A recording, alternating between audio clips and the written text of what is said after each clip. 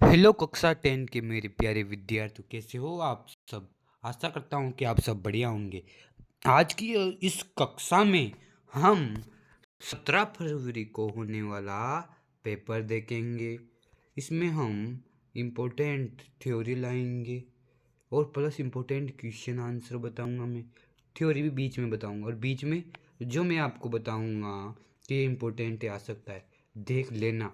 और सबूत के साथ मैं आपको शॉर्ट वीडियो के माध्यम से बताऊंगा कि इसमें से कितने क्वेश्चन आए। फिर आप पछताओगे, इसलिए इस वीडियो को अंत तक जरूर देखना और आपको 100/100 का सपना संकल्प जरूर पूरा होगा। संपूर्ण प्रश्न आएंगे, एक बार इस वीडियो को जरूर देखना। तो पहला अध्याय हमारा, इसलिए देखो इसमें मैंने सब पैटर्न दे रखा है। इसमें कितने अंक के, 4 अंक किस अध्याय में से आएंगे। वस्तुनिष्ठ, स्थान, लघुत्वात्मक, ओके, आंसर भी हैं, देखना। पहला क्वेश्चन, जर्मनी में राष्ट्र राज्य के निर्माण की प्रक्रिया के जनक कौन हैं। ओटोवान बिस्मार्क हैं। ओके, तो जल्दी जल्दी बता रहा हूँ और जो इम्पोर्टेंट है उसमें इम्पोर्टेंट कर देंगे, उसको तो आपको देखना ही है। जर्मनिया किस राष्ट्र का रूपक बन गया। देखो जर्मनिया जर्मनी का ही रूपक बना था। उगती हुई सूरज की किरणें किसका प्रतीक है, इम्पोर्टेंट है, रिपीट हो चुका है। ये एक नए युग का क्या है, सूत्रपात है। नए युग का सूत्रपात, अगर सूत्रपात ही दिया हो फिर भी चलेगा। जोसेपी मैसिनी कौन था। जोसेपी मैसिनी कौन था, इटली का क्रांतिकारी था, है ना। जोसेपी मैसिनी, ओके, ये इटली का क्रांतिकारी था। नेक्स्ट क्वेश्चन, जर्मनी एक स्वतंत्र राज्य कब बना। ये 1871 में बना। अब देखो, वेनस सम्मेलन की मेजबानी ऑस्ट्रिया के चांसलर ड्यूको मेटरनुक में हुई। ये भी इम्पोर्टेंट है, जो इम्पोर्टेंट लगा रहा हूँ वो छप गए। मान लो, फ्रांस को राष्ट्रीय रानी रूपक के रूप में चित्रित किया गया, मारियोन, है ना, चित्र दिया गया था उसमें। मैं जल्दी बता रहा हूँ क्योंकि कम समय में हमें ज़्यादा परिणाम लाना है। इटली के क्रांतिकारियों का गुप्त संगठन कार्बोनेरी था। क्या होता, कार्बोनेरी था। पर्सा का प्रमुख मंत्री कौन था, ओटोवान बिस्मार्क, जो कि जर्मनी के राष्ट्रीय राज्य के निर्माण का जनक भी कहा जाता है। जनक भी कहा जाता है। और यूनाइटेड किंगडम ग्रेट ब्रिटेन का गठन कब हुआ, 1707 में हुआ। ये भी इम्पोर्टेंट है। जोल वोराई, अब देखो इसमें से भी रेगिस्तान बनेंगे, ऑब्जेक्टिव बनेंगे, उनमें भी मैं बताऊंगा। जोल वोराई पर एक संक्षिप्त टिप्पणी लिखे। देखो 1834 में परसा की पहले जोल वोराई नामक एक सुलग संघ की स्थापना हुई। अब यहाँ से भी रेगिस्तान बन सकता है। कब हुई, किसकी हुई, है ना, तो ये भी इम्पोर्टेंट है। 34 में हुई, जिसमें अधिकांश जर्मनी राज्य शामिल हो गए। इस संघ ने शुल्कों अवरोधों को समाप्त कर दिया और मुद्राओं की संख्या 2 कर दी, जो कि उससे पहले 30 की थी। इसके आधार समस्त जर्मनी एक हो गई। ग्रीम बंधु कौन थे, उन्हें जर्मनी राष्ट्र भावना के में योगदान है। देखो ग्रीम बंधु, ऐसे देश देश पूछ लिया जाए, ग्रीम बंधु कौन थे, देश देश, देखो कैसे, जैसे ये कर दिया रेगिस्तान और ये कर दिया रेगिस्तान और यहाँ पर लगा दिया और लगा दिया, तो ग्रिम बंधु देश देश थे। इस तरह से पूछ लिया जाए कौन थे, जेकब ग्रिम और विलियम, जर्मनी के निवासी थे। उन्होंने अनेक पुरानी लोक कथाएं इकट्ठा की। उन्हें विश्वास था कि उन लोक कथाओं की ईटा में वो बच्चों और बड़ों के समान जातिवाद में उन दोनों उदारवादी सक्रिय हुए। वेना संधि की प्रमुख उद्देश्य, 2 उद्देश्य लिखिए। कितने, 2 उद्देश्य। ये मान लो छप गया, पेपर में छप गया। जो नेपोलियन युद्ध के दौरान उन्हें कम करना, सीमाओं का विस्तार करना, बर्खास्त राजतंत्र को बहाल करना, यूरोप में एक नई रूढ़ि व्यवस्था का कायम करना। रूढ़िवादी क्या हैं, जो पुरानी परंपराओं को स्थापित करना चाहते हैं, रिवाजों पर जोर देते हैं, तेजी से बदलाव के बजाय धीरे धीरे बदलाव चाहते हैं। इटली का एकीकरण का संक्षिप्त वर्णन कीजिए। अब देखो इटली का एकीकरण किससे किया, मैसिनी ने 1800 में सेंस इटली और 33 में यंग यूरोप नामक क्रांति संस्थाओं की स्थापना की। अब देखो इनमें से रेगिस्तान ऑब्जेक्टिव बनेंगे, माध्यम से राष्ट्रीय भक्ति भावनाएं दी। कोवेर, अब कोवेर की, ये भी इम्पोर्टेंट है। कोवेर में से क्वेश्चन आ सकता है इस बार, लिख के ले लो। आंदोलन का नेतृत्व सार्डिन पिंडामिंट ने फ्रांस से सैनिक सहायता प्राप्त की। कब की? 1800 इसमें 59 में। और ऑस्ट्रेलिया सेना पराजित किए। इसके फलस्वरूप लोम्बार्ड का सिडनी प्रांत पिरामिड मिल गया। अब नेक्स्ट चैप्टर देखिए, मैं जल्दी बता रहा हूँ, समझा नहीं रहा हूँ। अब देखो, इसमें से एक ही क्वेश्चन आएगा, वो भी 4 नंबर का। जल्दी से बता देता हूँ, मैं डायरेक्ट क्वेश्चन बताऊंगा, आंसर आपको देखना है। सैन्य वज्ञ आंदोलन का विस्तार पूर्वक करिए, या नमक आंदोलन का, या डांडी मार्च। देखो, डांडी मार्च पर व्याख्या कीजिए। डांडी मार्च पर व्याख्या कीजिए, ये भी इम्पोर्टेंट है। भारत छोड़ो आंदोलन के बारे में क्या बताए गए? भारत छोड़ो आंदोलन, देखो यहाँ पर लिख देता हूँ, भारत छोड़ो आंदोलन, इस बार आ सकता है आंदोलन। नेक्स्ट, अगर इसे पूछ ले, गांधी इरविन समझौते पे तथा तथा तथा दांडी मार्च पर संक्षिप्त व्याख्या लिखो। क्या लिख दोगे ना? एक असहयोग आंदोलन पूछा है, 2000 पूछ लिया गया है। और एक रोलेक्ट एक्ट, सम्मिलित पिशन पूछे, रोलेक्ट एक्ट, जलियांवाला हत्याकांड के बारे में बताओ। जलियांवाला हत्याकांड कब हुआ? 13 अप्रैल 1919 को हुआ था, है ना। एक खिलाफत आंदोलन, इसमें से एक क्वेश्चन आएगा, मैंने बता दिया। ओके, अब इसमें से एक क्वेश्चन आएगा। अगर आप चाहो तो इस तरह से ऐसे क्वेश्चन भी आ सकता है, महात्मा, ये इसको नोट करके लिख लेना, महात्मा गांधी के आंदोलन की संक्षिप्त में व्याख्या कीजिए। संक्षिप्त में व्याख्या कीजिए। ये क्वेश्चन बड़ा ही इम्पोर्टेंट है, आने के 2026 में पूरी संभावना है। नेक्स्ट, भूमंडलीकृत विश्व का बनना, दो अबसद आएंगे और 2 छोटे एक एक नंबर के क्वेश्चन आने वाले हैं। देखो, 1855 में यूरोप ताकतवर देशों ने किस महाद्वीप के नक्शे पर लकीरें खींचकर आपस में बांट लिया? ये किसने बांटा? अफ्रीका ने बांटा, अफ्रीका को बांट लिया यूरोप के देशों ने। आर्थिक मंदी का सबसे बुरा असर कब हुई थी, ये भी आपको बताना है। बाहर से विदेश लाए जाने वाले अनुबंधित मजदूर क्या कहते थे? ये इंपॉर्टेंट है, गिरिमिटिया। गिरिमिटिया से आप क्या समझते हो, ये कमेंट में आपको बताना है। G7 G77 क्या था? विशालकाय देशों का समूह था। ब्रिटेन वुड्स सम्मेलन की संस्था की स्थापना की गई। अंतर्राष्ट्रीय मुद्रा कोष की। 19वीं सदी में विश्व व्यापार चीन की गुड़ती भूमिका और बढ़ते प्रभाव का विश्व का केंद्र बना। कौन बना? यूरोप बना। विश्व बैंक और IMF ने औपचारिक, देखो, विश्व बैंक IMF ने औपचारिक रूप से काम करना कब से शुरू किया? 47 में, जब देश आजाद हुआ। इम्पोर्टेंट भी है। निम्न में से द्वितीय विश्व युद्ध में शामिल होने वाली दूरी शक्ति नहीं है। दूरी शक्ति मित्र राष्ट्र, है ना, ये सब याद रखना है। रूस, इसमें सब, जर्मनी भी थी, जापान भी थी, इटली भी थी। अगर इसमें पूछ लिया जाए मित्र शक्ति, है ना, तब भी। नेक्स्ट, निम्न से प्रथम विश्व युद्ध में दूरी राष्ट्र नहीं था। प्रथम विश्व युद्ध की बात हुई है ना, तो फ्रांस नहीं था। विश्वव्यापी आर्थिक मंदी की शुरुआत 1929 में। ये बड़ा ही इम्पोर्टेंट क्वेश्चन है, ऑब्जेक्टिव में ये 1 नंबर का आ सकता है। अब रेशम मार्ग भी आपको देखना है। फिर कोरन लॉ क्या था, क्यों समाप्त हुआ, और इनमें से भी ऑब्जेक्टिव बन सकते हैं, जैसे कि मैं आपको बता रहा हूँ। देखो, खाद्य पदार्थों की उच्च कीमतें कब बढ़ने लगी?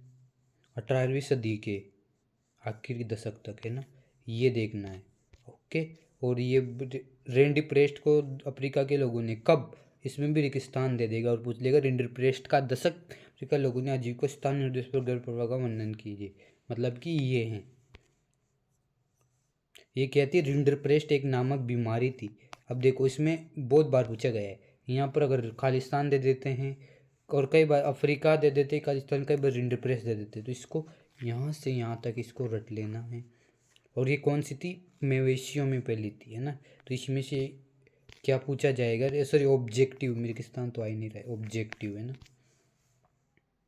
और कितने मरे? 90% पशु मर गए इस बीमारी से। रोजी रोटी को समाप्त हो गई, है ना। अब देखो नेक्स्ट, प्रथम विश्व दोनों खेमों के बीच लड़ा गया था। और खेम कौन कौन से देश है, कितने वर्ष हो?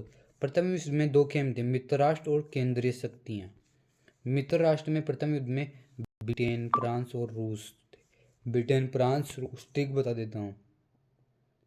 आर बी एफ रूस, ब्रिटेन, फ्रांस केंद्रीय शक्तियों में, मित्र में थे। और सब केंद्र में जी हंगरी और ओटोमन तुर्की, तुर्की GAT गेट, ओटोमन तुर्की शामिल थे। ये युद्ध 1904 साल तक चला। इनको भी देखना, विश्व व्यापारिक मंदी का क्या प्रभाव पड़ा। देखो, आयात शुल्क क्या है? दूसरे देशों से आने वाली वस्तुओं पर लगाया जाने वाला कर। अब देखो, ये चैप्टर खत्म हो चुका है, औद्योगिकरण का युग आ गया है। मैं आपको एक चीज़ बता देता हूँ, भी टाइम बहुत कम है हमारे पास, है ना। मैं जल्दी जल्दी से इनके आंसर और स्पीड कर देता हूँ, क्योंकि आपको मैं बीच में इम्पोर्टेंट भी बता रहा हूँ, बताऊँगा। देखो, स्पेनिंग जेनी का आविष्कार किसने किया? जेम हारग्रीव्ज। पहली कपड़ा मिल कहाँ पर स्थापित हुई? मुंबई में हुई। कब हुई? 54 में हुई। इस तरह के क्वेश्चन पूछे जाएंगे, और इसमें से आपके एक वस्तुनिट आएगा और एक 3 नंबर का आएगा। ओके। बंगाल में पहली जूट मिल कब लगी थी? 1855 में लगी थी, ये भी इम्पोर्टेंट है। 2 जादूगर चित्र अलादीन किसका प्रतीक हैं? पूरब और अतीत का। कोलकाता में पहले जूट मिल लगाने वाली व्यवसाय क्या थी? सेठ हुकमचंद्र। किसने लगाई थी? सेठ हुकमचंद्र।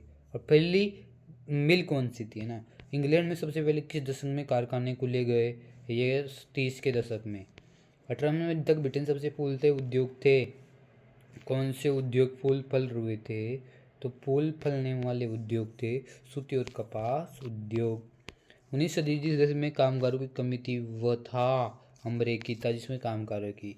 और 11-12 बात कुल निलामी सूती माल का 37%, जो कि उन्होंने घटकर कितना हो गया? 3%। ये भी इसमें से पूछा जाएगा, इसमें से भी पूछा जाएगा। JN टाटा जमशेदपुर भारत का प्रथम लौह इस्पात संयंत्र की स्थापना किसने की? भारत में की। कब की? ये भी इम्पोर्टेंट है। देखो, ये इसमें से इम्पोर्टेंट क्या है? किसने की? JN टाटा ने। कहाँ की? जमशेदपुर में की, है ना। क्या की? लोहे और इस्पात संयंत्र की स्थापना, ये इस लाइन में से। और कब की? 1912 में की। ये भी इम्पोर्टेंट क्वेश्चन है, बहुत मोस्ट इम्पोर्टेंट क्वेश्चन है, मोस्ट इम्पोर्टेंट क्वेश्चन है। देखते हैं नेक्स्ट। देखो, बाजार में श्रम बहुलता से मजदूर की जिंदगी को प्रभावित, इसको भी आपको देखना है। और ये जॉबर कौन थे, इनको स्थापित करना है ना। जो व्यक्ति रखते थे जॉबर कहलाते थे, बस। और ये कार्य ये सब बताना है ना। अब देखो, आदि औद्योगिकरण क्या था? आदि औद्योगिकरण किया है, इसको भी इम्पोर्टेंट लगा देते हैं। इन सभी क्वेश्चन को देखना, स्क्रीनशॉट ले लो, ले लिया। अब इसको देखो, ये दोनों एक ही, इसको भी देख के जाना है। ओके। और क्वेश्चन मैं आपको कमेंट बॉक्स में इसके पार्ट के छाप दूंगा, और जिस पार्ट के भी चाहोगे उसके, उनमें से एक भी बाहर नहीं है। ओके, सब पार्टों के मैं छाप दूंगा। ओके। मुद्रण संस्कृति और आधुनिक दुनिया, ये बड़ा इम्पोर्टेंट क्वेश्चन है। विश्व में सर्वप्रथम मुद्रण तकनीक किस देश में विकसित हुई? ये चीन में हुई थी। और मुद्रण प्रेस का आविष्कार किसने किया था, ये भी बताना है। जापान की सबसे पुरानी पुस्तक स्टाइमंड, ओल्ड स्टामिंड, क्या नाम इसमें अलग लिखा रहा है, कब? 1800 ईस्वी में, भी इम्पोर्टेंट। चीन से उल्ड ब्लू छिपाई की तकनीक लेकर आया था, कौन लेकर आया था? Marco Polo. देखो, ये भी चीन से इटली में कौन लाया था? वुड ब्लॉक वाली छपाई तकनीक को लेकर आया था। कहाँ से लाया था? चीन से इटली में। ये इटली का ही रहने वाला था। कहाँ का था? इटली का ही रहने वाला था और चीन से इटली में वुड ब्लॉक लेकर आया था। आधुनिक छापेखाने का विकास किसने किया? जोहान गुटनबर्ग ने किया। किस छपे हुए लेखों के कारण धर्म सुधार आंदोलन हुआ? मार्टिन। पाठ का कितने का है ये नहीं होता है। वस्तुनिष्ठ अतिरेक नंबर का, वही ये पहले वाले। संवाद कॉमेडी का प्रकाशन किसने किया? ये किया राजा राम मोहन राय। कब किया? 21 में। इम्पोर्टेंट। गुलामगिरी पुस्तक के लिखिता कौन है? ज्योतिबा फुले। मुद्रण संस्कृति ने किस क्रांति को जन्म दिया? फ्रांसीसी क्रांति को, जो कि आप 9th में पढ़े थे। भारत में सबसे पहले प्रिंटिंग प्रेस कहाँ लगी? गोवा में। कैंसरी का प्रकाशन किसने किया? ये भी इम्पोर्टेंट है। किसने किया? बाल गंगाधर तिलक ने किया। बंगाल गजट अखबार प्रकाशित हुआ? बहुत मोस्ट इम्पोर्टेंट क्वेश्चन है, ये सब छप चुके हैं। जेम्स ऑगस्टस रिक्की ने। अमर जीवन नामक आत्मकथा किसने लिखी? रस सुंदरी देवी ने। ये भी आया था रस सुंदरी देवी वाला। मुद्रण क्रांति से आप क्या समझते हैं? ये सब बताना है। मुद्रण का मतलब समझ लो पहले। मुद्रण का मतलब क्या होता है? छपाई होता है। ओके, देखो ये सब करना है। देवी कौन थी इसके बारे में जो इम्पोर्टेंट लगा रहा हूँ उनको करना है। ओके, नेक्स्ट है संसाधन एवं विकास। जियोग्राफी का आ चुका है। वस्तुनिष्ठ और लघुरात्मक 3 नंबर का अध्याय, ये बड़ा ही इंपॉर्टेंट अध्याय, ये जल्दी से देख लेते हैं। अवनली का दौरा सर्वाधिक मृदापन्न किस क्षेत्र में होता है? चंबल बेसिन में होता है। काजू की फसल के लिए सर्वाधिक उपयोग मृदा लेटरनाइट मृदा इंपोर्टेंट है। लेटरलाइन मृदा भाषा किस शब्द से लिया गया है? किस अर्थ? लेटर शब्द से लिया गया है। ग्रीक भाषा के, लेटिन ग्रीक भाषा के है ना, लेटिन ग्रीक। हाँ ऐसे। रेगर मृदा किस मृदा का नाम है? काली मिट्टी ही। नमी धारण करने की क्षमता होती है, नमी धारण करने की क्षमता होती है। आयु के अवरोध पुनः जरूर किस नाम से जाना जाता है? बांगर। ये आएगा नहीं है ना। तलिर में बने सेतु किस नाम से जाना जाता है? चौतराय। राष्ट्रीय वन्यजीव 1952 कितने प्रतिशत? 33%। निम्नलिखित ये थोड़ा इम्पोर्टेंट है, आ सकता है। भारत में विभिन्न भूख करते भागों का प्रतिशत। देखो इस चार्ट में से क्वेश्चन आएगा, यहाँ से क्वेश्चन आ सकता है। देखना कैसे आएगा। 30, देखो 30% मैदान है, 30% बाघ पर्वत हैं। 43% मैदान है, 30% बाघ पर्वत हैं, 27% बाघ पटारी है। ओके। पुस्तक स्मॉल एज सुमेसर कब लिखी है ना, आपको बताना है। लगभग 74 में लिखी थी है ना, आपको संशोधन करके बताना है। वकालत कब की? क्लब ऑफ रोम ने की। यहाँ से क्वेश्चन नहीं पूछा गया। एक जेडा गीत का सतत पोषण हासिल करना मुख्य उद्देश्य से पृथ्वी से आंदोलन ब्राजील में हुआ था। तक पाए जाने समुद्री मील तक। वर्तमान प्रतिभूमि ये भी आ चुका है।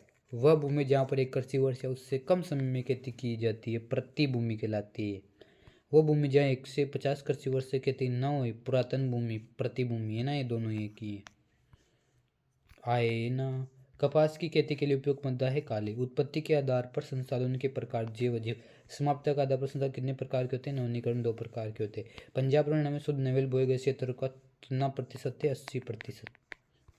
भारत में कुल सचित क्षेत्र कितने प्रतिशत भाग पर है? 54%। चादर प्रबंधन के लिए कौन सा कारक उत्तरदायी है? विश्व पर्यावरण दिवस कब मनाया जाता है? इस तरह के प्रश्न पूछ लिए जाते हैं। भारत में सीढ़ीदार सोपान खेती उत्तराखंड, हिमाचल, सिक्किम। हाँ इस तरह से दे सकता है, ऑब्जेक्टिव में नाम दे देगा है ना। सीढ़ीदार कैसी? उत्तराखंड फर्स्ट, हिमाचल प्रदेश है ना, फिर सिक्किम दे देगा, फिर अलग दे देगा है ना। तो वो कौन नहीं करता? तो द वाला। इस तरह से पूछ लिया जाता है रेगिस्तान में है ना। और तो क्या बताऊं मैं आपको। समस्या स्पष्ट करें, मैं बता देता हूँ इनमें से। एजेडा 21 संसाधन का वर्गीकरण को समझा, ये भी नहीं आएगा, ये भी नहीं आएगा। नवीनीकरण इसको देख लेना है ना। और इसको देख लेना, इसको देख लेना। ओके, नेक्स्ट देखते हैं अध्याय वन्य जीव संसाधन। 8% 16 लाख हैं संसार में, सॉरी भारत में। 1972 प्रोजेक्ट टाइगर कब 73। कार्बेट राष्ट्रीय उद्यान भारत के किस राज्य में है? उत्तराखंड। सुंदरबन राष्ट्रीय उद्यान भारत में किस पश्चिम में? पश्चिम बांधवगढ़। ये इंपॉर्टेंट है ना, मुझे लग रहा है इस बार आएगा। बांधवगढ़ राष्ट्रीय उद्यान कहाँ है? सिरका बाघ रिजर्व कहाँ है? राजस्थान में। पेरियार बाघ रिजर्व केरल में। काजीरंगा राष्ट्रीय उद्यान किस राज्य में स्थित है? असम में। किस राज्य में स्थायी वनों के अंतर्गत सबसे अधिक है? मध्य प्रदेश। यहाँ पर 80% भी हो सकता है, 75%। ओके। देश की कुल संसाधनों का कितना संरक्षित है? 1/3 हिस्सा। यहाँ पर भी आ सकता है 1/3 हिस्सा है संरक्षित। 5 गांवों के लोगों ने हेक्टर भूमि पर डाक सूचित घोषित कर दी। अलवर ने छोटे नागपुर क्षेत्र में मुंडा जनजातीय पेड़ों की पूजा, महुआ और कदम के पेड़ों की पूजा करते। किन राज्यों ने जनजातीय शादी के दौरान इमली और आम के पेड़ की पूजा की? उड़ीसा और बिहार। चंपादलन का संबंध किससे? हिमालय क्षेत्र से। टेरी के किसान द्वारा किस अभियान ने देखा रासायनिक उर्वरक के बिना भी अवैध प्रयोग आदि कृषि उत्पादन संभव? बीज बाजार नाम। 1988 में किस राज्य ने संयुक्त वन प्रबंधन का पहला प्रस्ताव पारित किया? मोस्ट इम्पोर्टेंट है ओडिशा। चिपको आंदोलन का प्रणेताविद हैं अमृता देवी बिश्नोई सुंदरलाल बहुगुणा। ये भी इम्पोर्टेंट है। हाँ, वन कितने प्रकार के होते हैं? 3 प्रकार के होते हैं। 3 नंबर क्वेश्चन है क्या इसमें? नहीं, 1 नंबर का ही। ये भी नहीं आएगा। रेड डाटा पुस्तक देख लेना। जैव विविधता नहीं आएगी। पारिस्थितिक तंत्र नहीं आएगा। ये भी नहीं आएगा। संयुक्त वन प्रबंधन क्या है? ये जरूर देख लेना। और ये वाला इम्पोर्टेंट है। नेक्स्ट देखिएगा, जल संसाधन वाला अध्याय। 3 नंबर का क्वेश्चन पूछा जाएगा। देखो, मैं डायरेक्ट बता देता हूँ। इसमें आपको एक चित्र दिया जाएगा। क्या दिया जाएगा? चित्र। और एक विधि दे देगा। क्या दे देगा? विधि दे देगा। क्या दे देगा?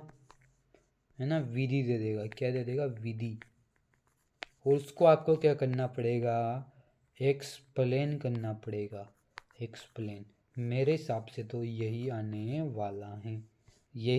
वाला है। और उनमें से भी ये कौन सा?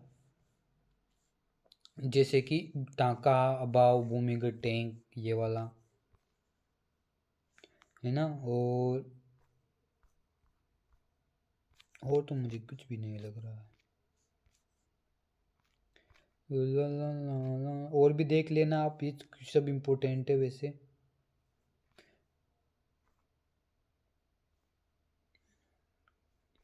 एक ये देख लेना।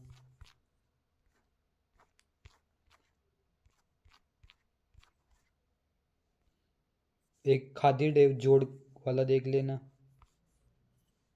ओके। नेक्स्ट देखिएगा कृषि वाला। देखो,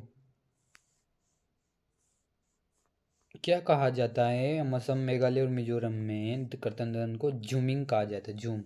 हमारे देश में अरबिका किस्म की कॉफी पैदा की जाती है। बाट पौधों का मूल स्थान क्या है? कपास। कई बार पूछा गया है। सुनहरा रेशा। जूट को सुनहरा रेशा, गोल्डन फाइबर। कर्तन की मणिपुर में पामुल कहते हैं। देखो, इसको कैसे याद रखोगे? एमपी से। भारत की जनसंख्या कृषि में संलग्न है। इम्पोर्टेंट है। 2/3। बोयो और डिजिटल फसलें। जुटरपा जोजोवो। बाद में चाय, कॉफी, रबड़, गन्ना, केला इत्यादि फसलें रोपण है, क्योंकि रोप के बोते हैं इसको। बाद में मुख्य खाद्यान्न क्या है? चावल है। विश्व में दालों का सबसे बड़ा उत्पादक उपभोक्ता है भारत। ये इम्पोर्टेंट है। कहीं यहाँ पर चीन कर देंगे, जो गलत है। कृषि क्या है? प्राथमिक क्रिया हैं।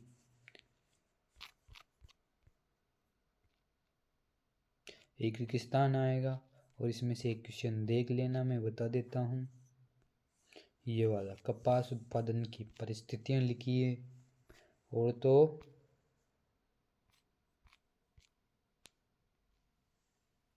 गहन जीविका कृषि देख लेना। और नहीं, देखो कई खनिज तथा ऊर्जा संसाधन, इसमें से मानचित्र आएगा। लेकिन पिछली बार मानचित्र नहीं आया था और क्वेश्चन पूछे गए थे। क्या पूछे गए थे? क्वेश्चन। और उन्हीं क्वेश्चन को मैं आपको कहाँ पर दूंगा? कमेंट बॉक्स में छापूंगा, है ना। क्योंकि अगर मानचित्र में से नहीं है, और मानचित्र की अलग वीडियो आ सकती है, मैं देखूँ आएगी, है ना। अब वस्तु अलग आया, वन निर्माण उद्योग, सीमेंट उद्योग का प्रमुख कच्चा माल क्या है? कौन? चूना पत्थर हैं। भारत का चीन उत्पादन में विश्व का कौन सा स्थान है? दूसरा। देखो निम्न में से कौन सा उद्योग दूरभाष कंप्यूटर आदि संयंत्र निर्मित करता है? इलेक्ट्रॉनिक इंपॉर्टेंट है। खनिज पर आधारित उद्योग हैं। सीमेंट उद्योग, जल्दी से बता देता हूँ। किस राज्य में स्थित है? पश्चिम में। पटसन उद्योग। सकल घरेलू उत्पाद का निर्माण कितना योगदान है? 17%। भारत सीमेंट का पहला कारखाना कहाँ लगाया गया था? चेन्नई में। चेन्नई में। कहीं यहाँ पर मुंबई कर देंगे, नहीं आएगा। भारत का सबसे प्राचीन और प्रमुख उद्योग है कौन सा है? सबसे प्राचीन सूती वस्त्र उद्योग, बहुत इंपॉर्टेंट है। भारत में सूती वस्त्र का पहला कारखाना कब लगाया गया? 54 में। विनिर्माण उद्योग की कौन सी क्षेत्र की क्रिया है? द्वितीय क्षेत्र की क्रिया है। कोलकाता के निकट रेशम प्रसन्न उद्योग का पहला कारखाना कब लगाया गया? 1968 में लगाया गया। कोलकाता में लगाया गया। पटसन का उद्योग लगाया गया। पटसन निर्मित सामानों का सबसे बड़ा उत्पादक देश कौन सा है? ये इम्पोर्टेंट है, और इसमें भारत। देखो एक तो दालों में याद रखना है, दालों प्लस पटसन निर्मित में बराबर कौन है? भारत है। भारत में दूसरा महत्वपूर्ण धातु शोधन है एल्यूमीनियम। भारत में चीनी मिली की सर्वाधिक संख्या वाला राज्य का समूह है बिहार, उत्तर प्रदेश, क्योंकि ये पास पास ही हैं। किस क्षेत्र के उत्पाद कच्चे माल को परिष्कृत वस्तु में परिवर्तित करते हैं? द्वितीय क्षेत्र में। अति लघु उत्पाद विनिर्माण क्या है? इंपोर्टेंट डायरेक्ट परिभाषा। कारखाना कहाँ लगाया? चेन्नई में लगाया गया। तो 1904 में। कब लगाया गया? 1904 में। सूती वस्त्र उद्योग, बेंगलुरु को इलेक्ट्रॉनिक राजधानी कहते हैं, ये इंपॉर्टेंट है। दो कृषि आधारित उद्योगों का नाम लिखिए। राष्ट्रीय पटसन नीति कब अपनाई गई? 1905 में। यह भी बहुत इंपॉर्टेंट है।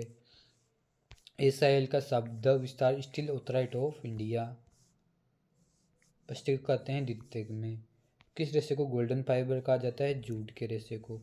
आधारभूत उद्योग का उदाहरण है ये भी लोहा इस्पात उद्योग। विश्व में किस पैमाना मापा जाता है? खपत द्वारा। और कौन से हैं?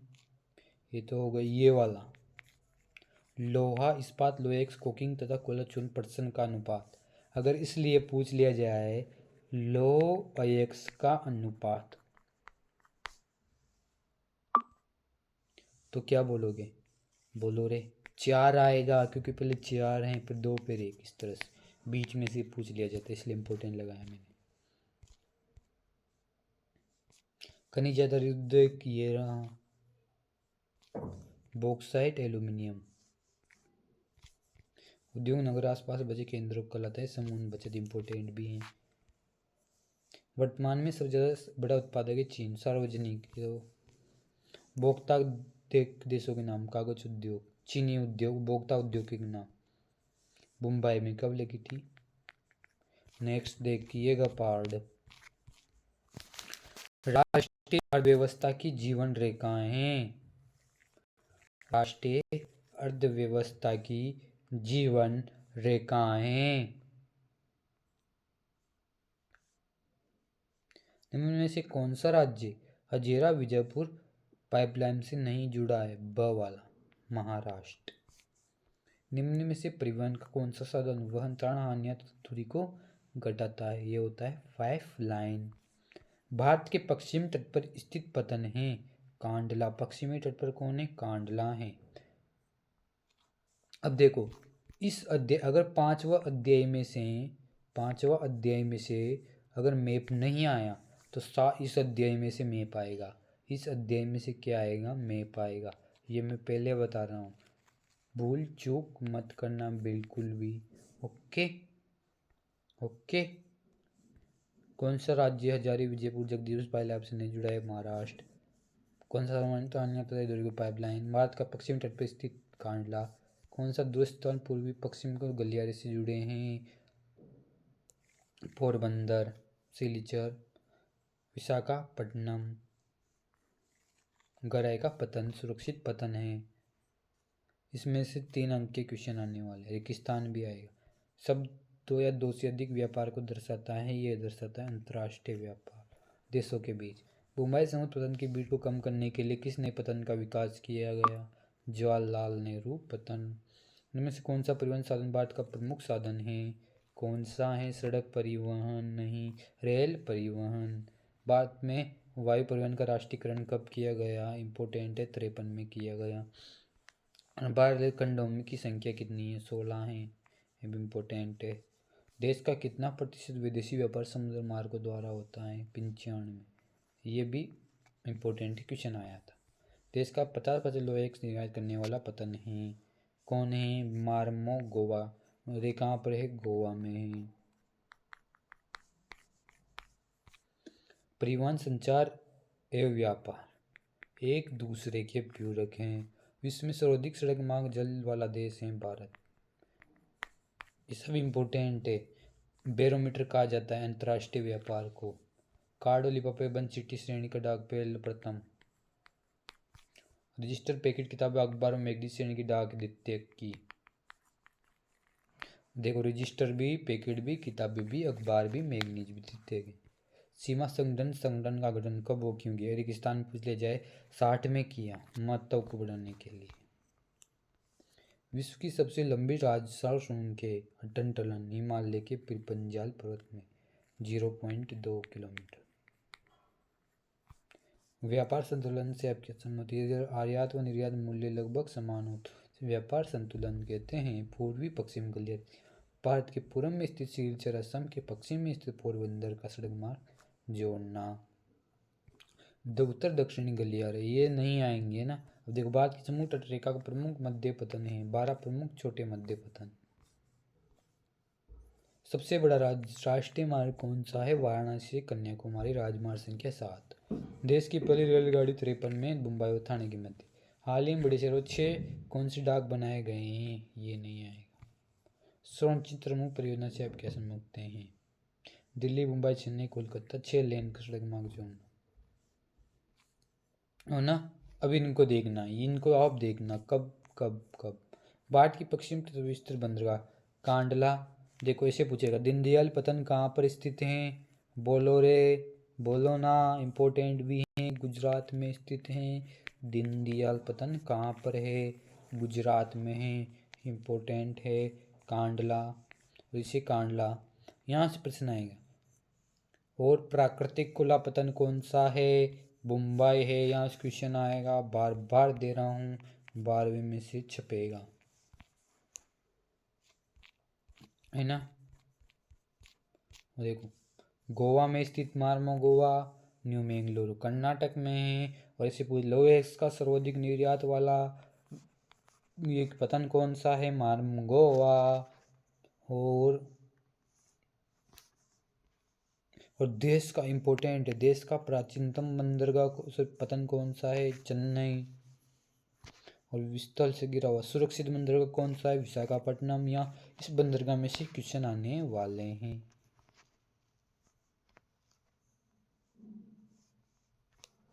है ना। नेक्स्ट सत्ता की साझेदारी ये आपके आ गई। पॉलिटिकल साइंस आ गई। क्या हो गई? पॉलिटिकल साइंस आ गई, है ना। तो यहाँ तक कि मैं आपको आज्ञा लेता हूँ आपसे, क्या लेता हूँ, आज्ञा लेता हूँ। और यहीं से हम शुरू करेंगे इम्पोर्टेंट जो भी बचे हैं हमारे पास उनको। और जब तक आप जो भी मैं कमेंट बॉक्स में छापूंगा इस वीडियो को देख लेना, है ना। और जो भी डाउट है कमेंट में बोल देना, क्योंकि मैं समझा नहीं पाया, मैं सिर्फ इम्पोर्टेंट क्वेश्चन लाया हूँ। और अब मैं यहाँ से शुरू करूँगा, देख लेना, इनसे बाहर नहीं आएंगे। लगभग 50% मैंने आपको बता दिया है, 50% और बताना बाकी है ना। और मैप का भी मैं आपके लिए लाऊंगा। मिलते हैं नेक्स्ट वीडियो में, तब तक के लिए जय हिंद, जय भारत, शुक्रिया। Like subscribe